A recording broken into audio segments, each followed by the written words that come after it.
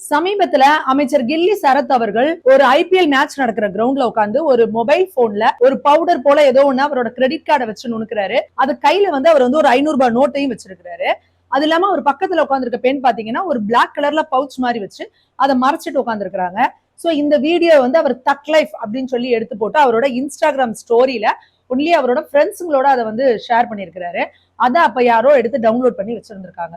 இப்ப அவர் அமைச்சரானதுக்கு அப்புறம் போதை பொருள் தடுப்பு நாள் அப்படின்னு சொல்லி விஜய் அவர்கள் மாரத்தான் ஓடுறாரு. அன்னைக்கு இந்த வீடியோவை திருப்பி எல்லா இடத்துலயும் ரிலீஸ் பண்ணி பெரிய அளவுல இதை மக்கள்கிட்ட கொண்டு சேர்க்கிறாங்க. திமுக ஐடி விங்ல இதை பண்றாங்க. அப்போ இதுக்கு அமைச்சர் சரத் அவர்களும் அவரோட மனைவி கூட ஒரு வீடியோல ஒரு விளக்கம் கொடுத்தாங்க. அதுல என்ன சொன்னாங்க அப்படின்னா, இல்லங்க என் குழந்தைக்கு அப்ப உடம்பு சரியில்லைங்க, அப்ப அந்த குழந்தைக்கு மாத்திரையை நுணுக்கி அதை நான் பவுடராக்கி கொடுக்கறதுக்காக தான் அதை நுணுக்கினேன், மித்தபடி அது ட்ரக்ஸ் எல்லாம் இல்ல அப்படின்னு அவங்க ஒரு விளக்கம் கொடுத்தாங்க.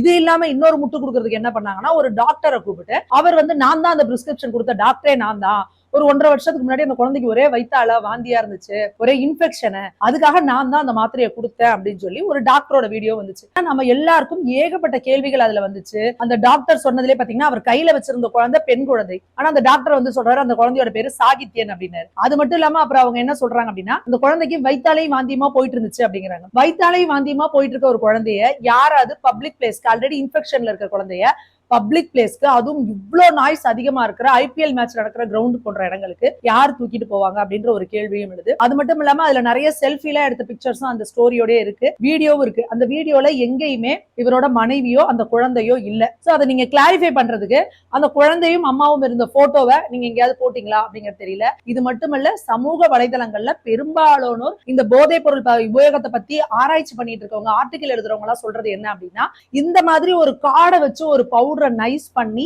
அதுக்கப்புறம் ஒரு ரூபா நோட் இருக்கு இல்லையா, அந்த ரூபா நோட்ல எடுத்துதான் அதை அவங்க கன்சியூம் பண்ணுவாங்க. சோ இது எக்ஸாக்ட்லி ட்ரக்ஸ் எடுக்கிறதுக்கான இது மாதிரி தான் இருக்கு அப்படின்னு சொல்லி எல்லாரும் கருத்துக்களை தெரிவிச்சிட்டு இருந்தாங்க.